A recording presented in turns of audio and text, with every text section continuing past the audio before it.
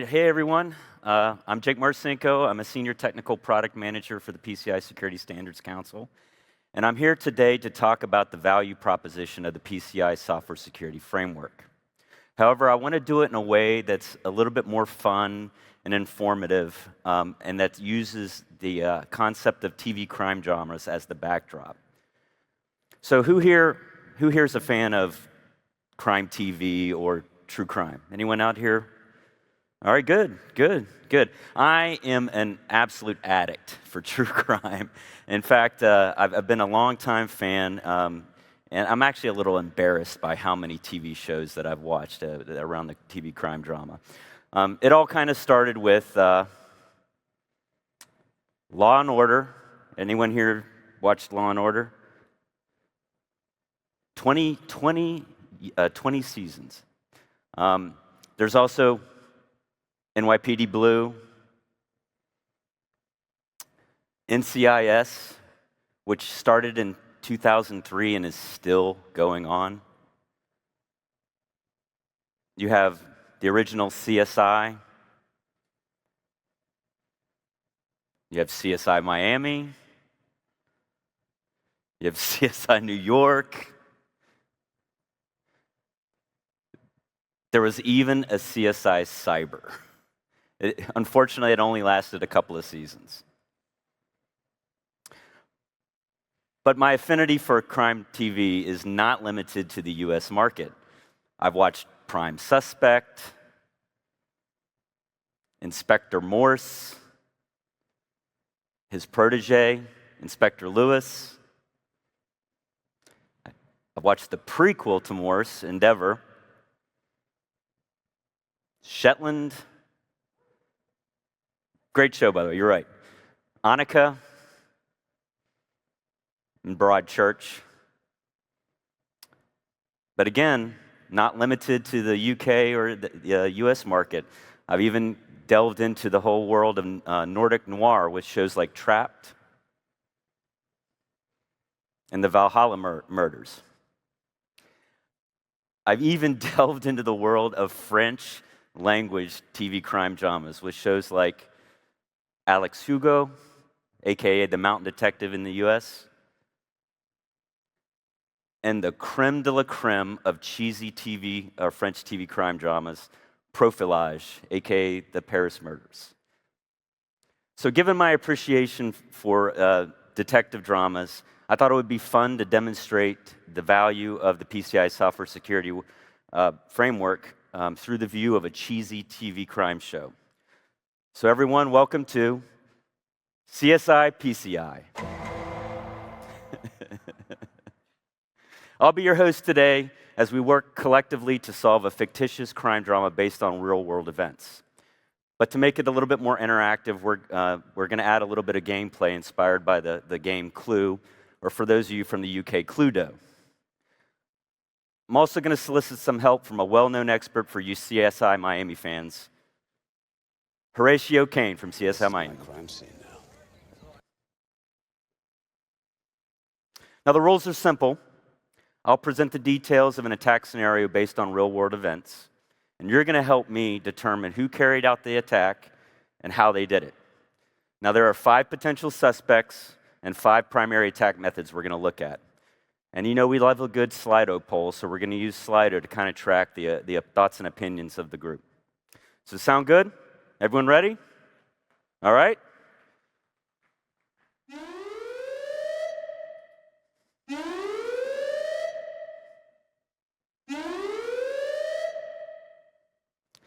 All right, everyone, we have a code red situation. This is a full-scale incident.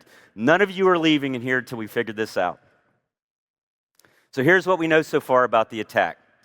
Customers are reporting that the latest software auto update is triggering a high degree of anti-malware alerts in their environments. Now, the malware appears to be communicating with servers that are assigned to a domain that was just registered 10 days ago. And all communications between the malware and the command and control servers is encrypted, so we have no insight into that traffic. So now the software in question, it's a client-side app with a SaaS backend. All software source code is stored in GitHub Enterprise, and we use Jenkins to compile, sign, and deploy the code to a secure update server. And all of our code signing keys are stored in a secure HSM. So we need to figure out how the malware was inserted into the software. So let's start with the potential attack vector. So for evidence, here's what we know. We know that we have two vulnerabilities in third-party libraries in the client-side code. So that seems to point to an insecure third-party library. We also have a known critical vulnerability in the server-side code in an API endpoint. We have external reports indicating that the malware was signed with a company code signing certificate.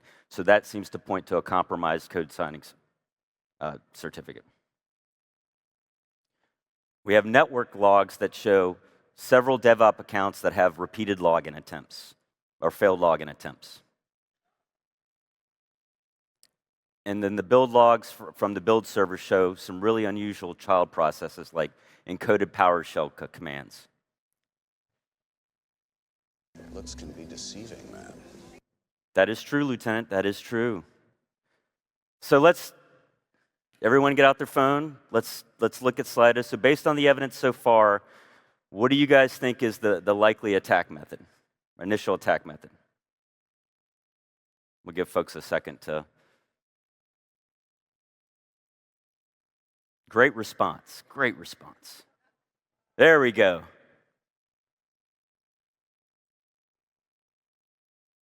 All right, interesting. All right, we're going to keep this poll going as we start to reveal some more evidence. So we'll come back to it. All right, so some additional evidence. We have a client-side dependency on a third-party library that's been deprecated. So again, it's a possible indication of an insecure third-party library. We have an API source code review that shows certain API endpoints that do not sanitize user input. So again, that's a potential insecure API as the primary attack vector. Now, we've noticed also that there's evidence of code signing certificates being actually copied out of the HSMs onto the network shares for convenience purposes. So again, a potential compromised code signing certificate. Something else we've noticed in the email logs is that there's been numerous phishing attempts targeting DevOps personnel. And again, looking at the build logs, we show logins from unfamiliar IPs at really odd hours, or odd times of the day. I guess we can't rule out exposure. No, we can't. No, we can't, Lieutenant. So again, last bit of evidence will reveal we have client-side code contains a maliciously altered third-party library. So again, a possible indication of an insecure third-party library. We have pen test evidence that confirms sensitive database tables being inadvertently disclosed to unauthorized personnel. So again, a possible insecure API. We have network logs that show some really suspicious code signing activity. So again, potential compromise of the code signing certificate. We have multiple password reset attempts from a handful of DevOps accounts. So again, potential stolen credentials. And then the last bit of evidence, multi-factor authentication was turned off for certain build server accounts. All right, what do you guys think?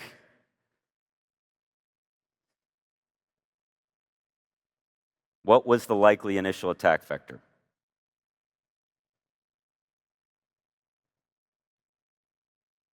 This is fascinating, by the way. All right, just give it another second. All right, so stolen credentials. That seems to be the predominant guess. All right, well, let's look at, so what attack vectors can we potentially rule out? Well, insecure third-party libraries, they are dangerous, but they're usually exploited at runtime, not during software distribution. So it's difficult to achieve the same attack scale using a third-party library as the primary attack method or exploitation method. Now, while a possible vector for future attacks, the evidence seems to point to another root cause. So I think that rules out an insecure third-party library. Insecure APIs are also typically exploited at runtime. So while they may be able to use to execute arbitrary code, it's really an impractical attack at this scale. So that rules out an insecure API.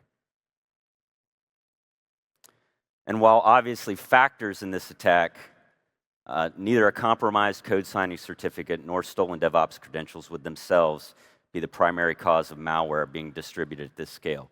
So therefore, there's only really one attack method left, and that's a compromised build server. So it seems the attack were able to compromise legitimate user credentials to the environment and the build server. The method used to obtain the credentials was a targeted phishing attack. One of the attackers had access to the build server. Once the attackers had access to the build server, they could pretty much do whatever they want to do. So who would carry out this attack? Any ideas? Well, let's look at that. And that is what we focus on. I agree. All right, so in terms of the potential attackers, here's what we know.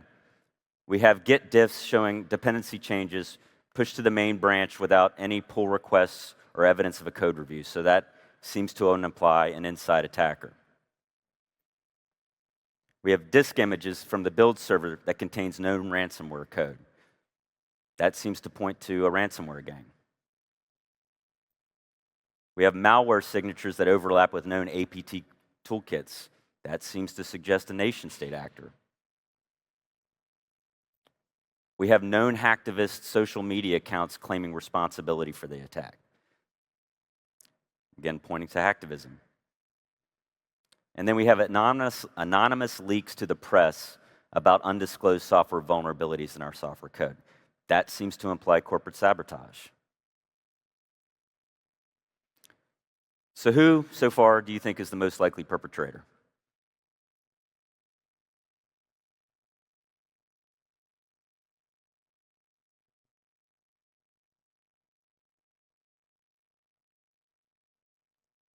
All right, insider threat seems to be the guess for everyone.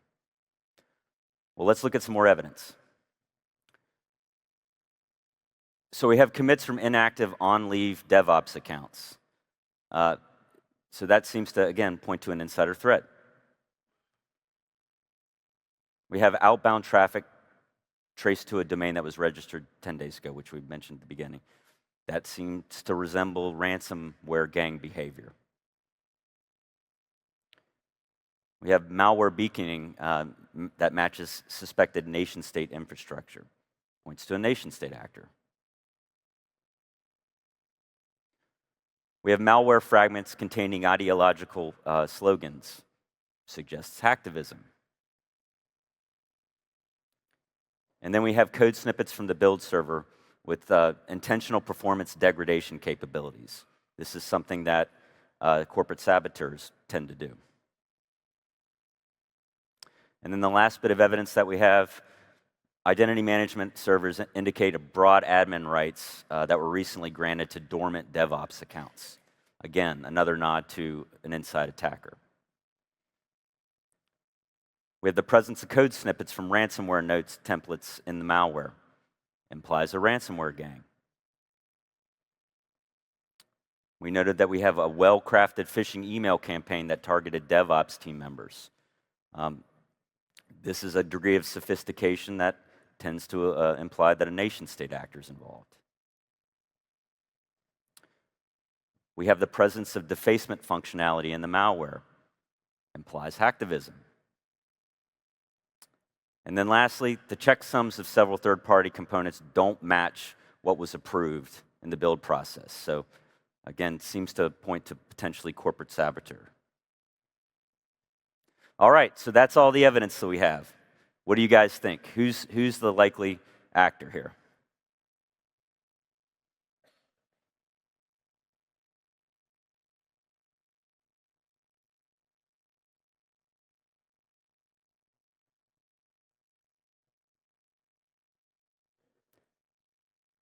Interesting, a little bit of a distribution among them.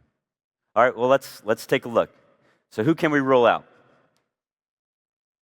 There's evidence of previous attempts to damage the organization's reputation. Again, looks like a corporate saboteur. However, the degree of sophistication of this attack, the stealthiness and the scale of the attack, seems to imply other motivations besides sabotage. So I think we can roll out a corporate saboteur. And again, for the same reason, the scale and sophistication of the attack also seems to be implausible for an insider. Robbery was not the motive. No, Lieutenant, it doesn't seem to be the motive. So that leaves us really with three types of organizations, all of which possess the degree of sophistication exhibited in this attack. However, the presence of both ransomware and ideological code snippets seems a little fishy to me. Is that a potential false flag? The targeted and sophisticated nature of the phishing campaign, along with the malware traffic patterns, really only points to one type of organization that could carry this out at this scale, and that is a nation-state actor.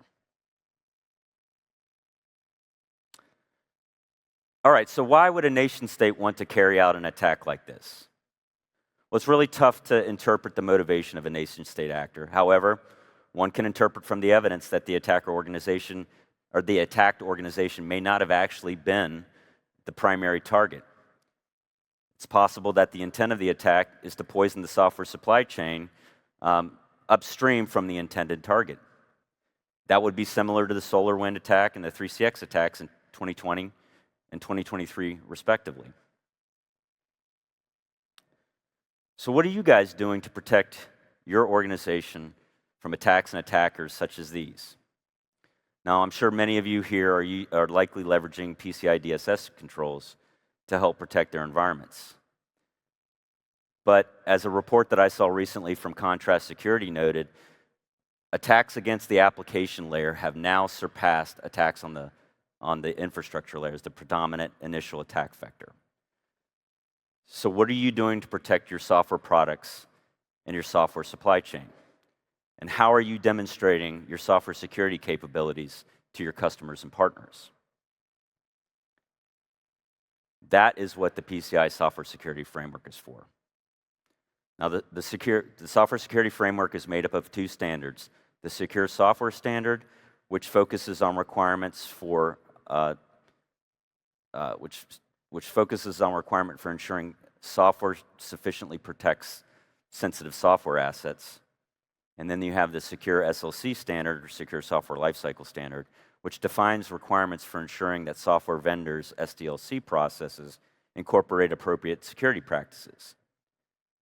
Now, the Software Security Framework also includes mature validation and listing programs. And I think this is what differentiates PCI SSC or the Software Security Framework from other software-focused standards and frameworks.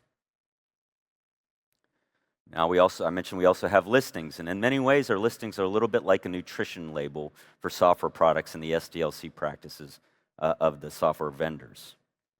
It provides information about what was evaluated, the scope of the assessment, and the high-level assessment results. Stakeholders can use this information to make informed business decisions about the security of the products that they're looking to purchase and the providers of those products. Now, when you combine the Software Security Framework with PCI DSS, our validation programs provide an even greater level of assurance and insight. And we're continuing to make improvements to the Software Security Framework with the updates planned for version 2.0, which we're expecting to publish the Secure Software Standard and Program documentation at the end of this year, followed by Secure SLC Standard and documentation in the first quarter of 2026. Now, some of the changes that we're implementing include further clarifying the idea or the concept of sensitive assets. And for those of you that have participated in the RSC, you probably saw a new companion document that does a better job of articulating what we mean by sensitive assets and the type of data that is included in that. We also provide additional documentation to clarify other important terms and demonstrate how all of these concepts fit together. We're also revamping the listing management process to better accommodate software and listing updates.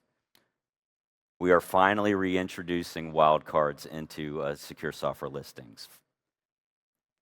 And we're getting rid of the mandatory requirement for full assessments for high impact changes. In fact, we're getting rid of the whole low impact and high impact nomenclature altogether and replacing it with a different concept, which we're calling Tier 1 and Tier 2 deltas. And then we're also expanding the type of deltas that can be performed by secure SLC qualified vendors. We're also working to leverage secure software and secure SLC within the context of other PCI standards and programs, or PCI SLC standards and programs, to provide additional benefits within the context of those programs like point-to-point and MPOC. Now, if you'd like to learn more about the software security framework and how validation of the framework can benefit your organization, you can reach out to us via this email, or if you have a chance with what's left of today of the conference today, please come find me or Mike Thompson. We'll be happy to talk to you about that and give you any information that you're looking for. And with that, I'd like to thank everyone for their time and participation today. I hope you enjoy the rest of the conference.